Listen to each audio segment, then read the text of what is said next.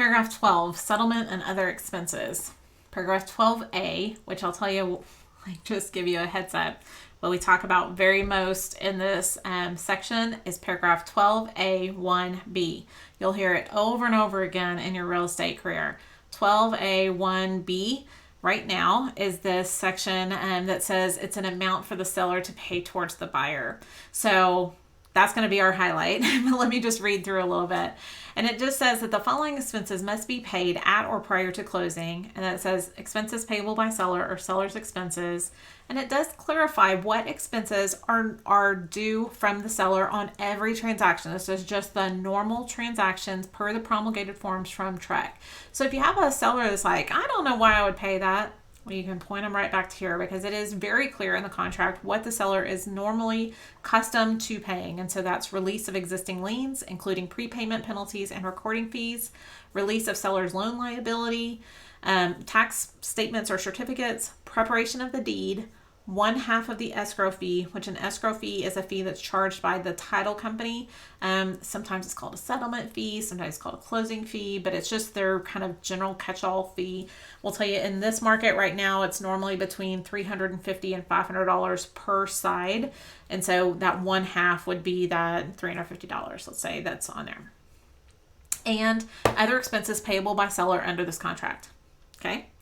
Then 12A1B is saying seller shall also pay an amount not to exceed blank to be applied in the following order. Buyer's expenses, which buyer is prohibited from paying by FHA, VA, or Texas Veterans Land Board or other governmental loan programs, and then to other buyer's expenses as allowed by lender. I'll tell you, we're not seeing very many non-allowables, which is what that's called. Like they won't allow the buyer to pay in FHA, VA. There's a few. But what mostly this is just going to go to general buyer's expenses. And the reason why it says as allowed by lender is because a lot of the lending programs have a limit on how much money the seller can pay towards the buyer's closing costs. A lot of times it's limited just to the total amount of the closing costs, but not always. Some of the loan programs have a % limitation to it. So it's saying, hey, if you're doing a conventional loan, you can't get more than 3% help from the seller towards your coverage. Well, it's not a huge deal if you're selling a $300,000 home to get $9,000 worth of coverage. But if you're selling a $100,000 home and the cost here is limited to $3,000, well, there might be some excess there that the buyer just is not able to get.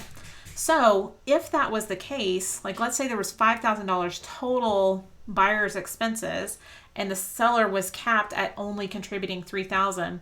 Well, even if the seller agreed to $5,000 in this section, if the buyer's lender only allowed $3,000, then that $2,000 would be left on the table. Hopefully that makes sense. So you don't want to, when you're filling out this offer for your buyer, you want to get a number from their lender of what approximately the closing cost or the total buyer's expenses will be, what the total amount allowed would be.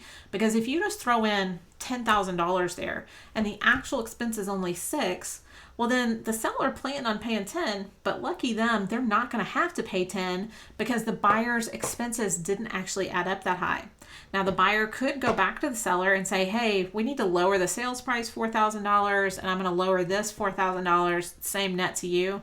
Well, the seller doesn't have to do that. They could if they were a nice guy, but a lot of times this is happening right at the closing table. You don't totally know well in advance that this is happening.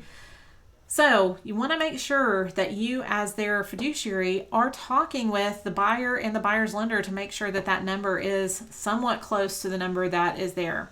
Just don't want to weigh, a lot over that because this is an amount not to exceed.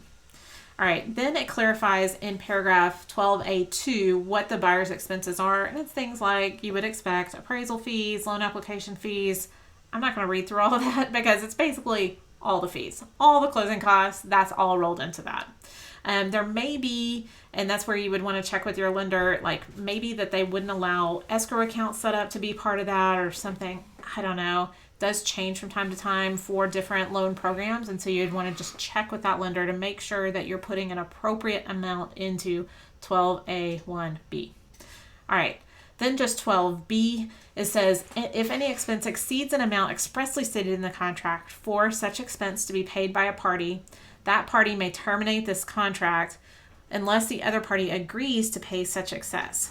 Buyer may not pay charges and fees expressly prohibited by FHA, VA, Texas Veterans Land Board, or other government loan program regulations. So if there's something, I guess, that is expressly stated in the contract that comes in heavy, y'all, I don't even know what this would be. I don't think this is a really normally used section of the contract. I think it's really, in this paragraph, it's all about that 12A1B. Is the seller paying some additional fees for the buyer? And sometimes 12A to really help the seller understand, hey, this is what I am supposed to be paying as part of the normal fees for a real estate transaction. All right, that's paragraph 12.